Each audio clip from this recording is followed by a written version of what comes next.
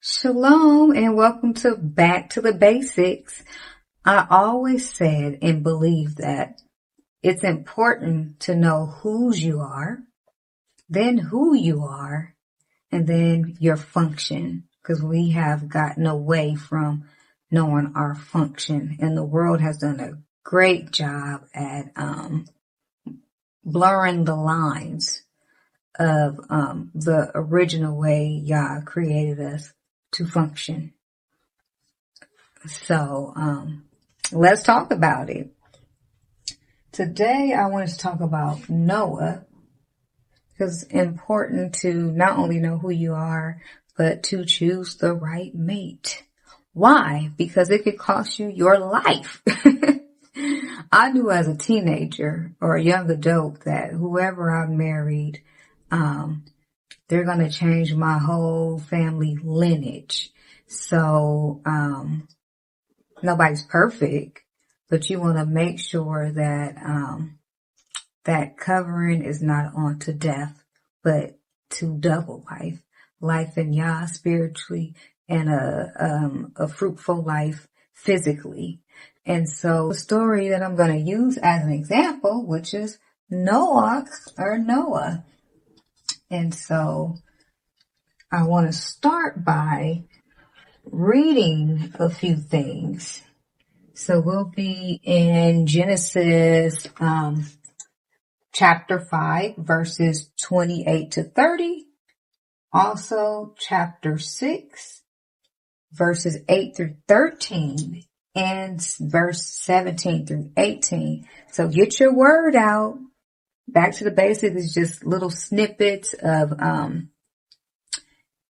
ancient Hebrew words or certain stories just to make you think, and hopefully help to move us collectively back into order with the Most High. So I hope you get something out of it. But let's go to Genesis 5 and 28. So we have Lamech, which this is the second one, because we have one in Cain's line as well. And this is under Seth's line, when Seth replaced Abel after Cain murdered him. And so if you want to go along with me and look up what Lamech's name means in the Strong's concordance, you can go to H3929. He was 182 when he had Noah, and his name means powerful. Now, Noah name means rest, and we'll go into why his name means rest. Now, before we go into why Noah's name means rest, I wanted to also add that naming was so important back in the days, and it's still important today. There's other cultures that still go off of days of the week, if they're a twin, you name it. And so that's something else we should look at. What you speak over your child, including what you name them. You have to be careful what you say to your kids or anybody. We should be speaking life at all times. So you have to be careful what you are saying out of your mouth and what you name your child, because it can make a difference in their purpose. And so that's something that I wanted to add before going any deeper into the back to basics. So Genesis 5 and 28 says that Lamech was 182 years old when he fathered a son, and he named him Noah, saying, "This one will bring us relief from the agonizing labor of our hands caused by the ground that the Most High cursed." And so that's the reason why he called Noah rest. Because in Genesis 3:17, we have the Most High pronouncing a curse on Adam for listening to his wife instead of listening to what the Most High told him to do. And so Lamech is saying he will bring rest. That's what that's referring to. And so if we look at 30, he lived 595 years after Noah's birth, and he fathered other sons and daughters. And so Lamech lived, his life lasted 777 years. Then he died. And then Noah had his 3 sons when he was 500. But what's important to point out is that Noah had other brothers and sisters, meaning he had nieces and nephews and a mother and aunties and uncles and stuff. Why are we pointing that out? We'll talk about that in a second. So when we go to Genesis chapter 6 and verse 8, it says, Noah, however, found favor in the sight of the Most High, Yah. These are the family records of Noah. Noah was a righteous man, blameless among his peers pretty much. Noah walked with Yah, and Noah fathered 3 sons, and it goes into the name of the 3 sons. And so from 13, we'll keep going. So we have Shem, we have Ham, we have Japheth. And so from there, now the earth was corrupt in Yah's sight, and the earth was filled with wickedness. Yah saw how corrupt the earth was, for every creature had corrupted its way on the earth, every creature. Then Yah said to Noah, I have decided to put an end to every creature, for the earth is filled with wickedness because of them. Therefore I'm going to destroy them along with the earth. And so he goes in, the Most High goes into telling Noah in detail how to construct the ark. And so there's a footnote that I want to share as well, where it states for characteristics of Noah, how he had godliness. It was set apart in contrast to the ungodly world that he lived in. And it said Noah found favor, meaning grace, a condition of being acceptable in the sight of the Most High, in contrast to the earth, which had become corrupt or ruined in the sight of Yah. He was righteous. He was just, lawful in conduct. Not meaning that he achieved righteousness by his own works, or that he was justified before Yah on his own account, but that he was obedient. He was right with the Most High, and being faithful to Yah's covenants and promises. And he did everything the Most High told him to do. He was blameless, innocent, and perfect in the sense of having integrity. That's something nowadays that's hard to find. He had integrity, meaning that he refused to enter into things like the rest of the world, and he walked with Yah, indicating that he knew Yah in the deepest sense as an honored friend and guide, as well as his creator and judge. So that's how the Most High looked at Noah. And so when we go to Genesis 6:17 through 18, it says, understand that I am bringing a flood waters on the earth to destroy every creature under heaven with the breath of life in it. Everything on the earth will die, but I will establish my covenant with you, and you will enter the ark with your sons, your wife, and your sons' wives. That's all important for us to look at. So let's dissect that. Let's dissect that. So we have established that Noah, or Noach, however we want to say it, Noah had siblings. He had family outside of his wife, his sons, his 3 sons, and his 3 daughter-in-laws. So imagine that Yah is reiterating, get on the ark, do this, do that, and I'm going to bring a flood. Everybody going to die.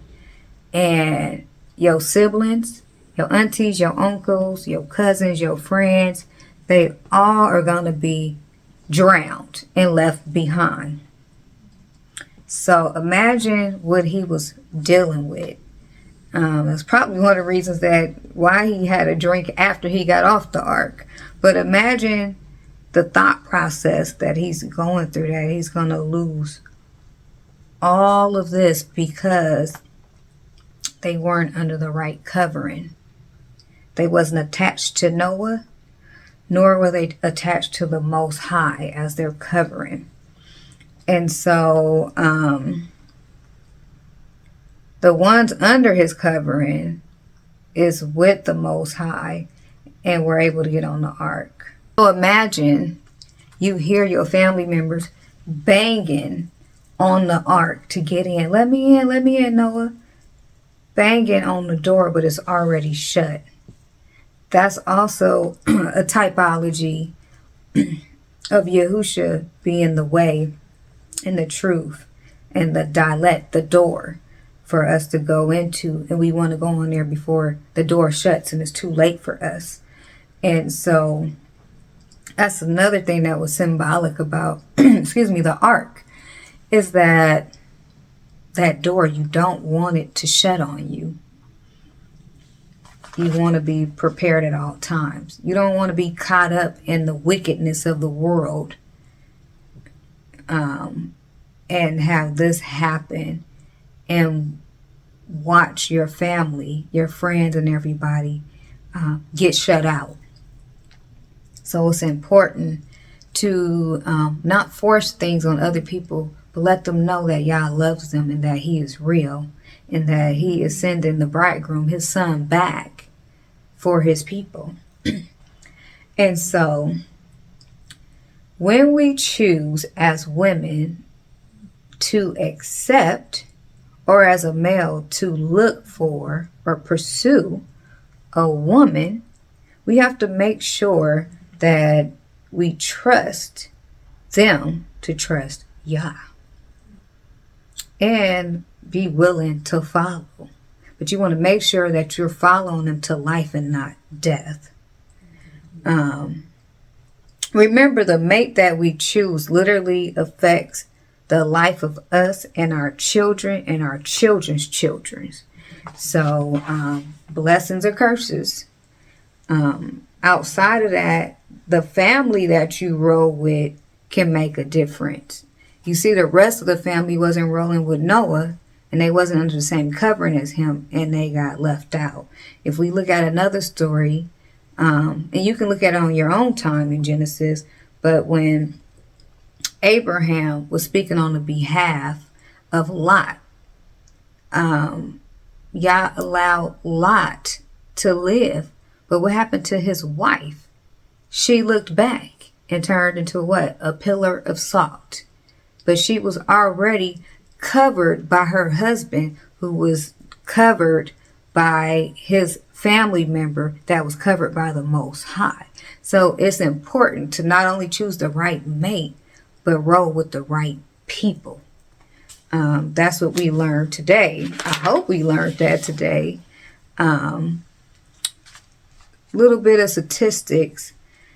When it comes to two-parent home like what we see with Noah and his wife, the two becoming one, just like in the original design, the way Yah had it in Genesis. When we see those two becoming one and producing kids, and their three sons each having a wife, 8 people were able to repopulate the earth.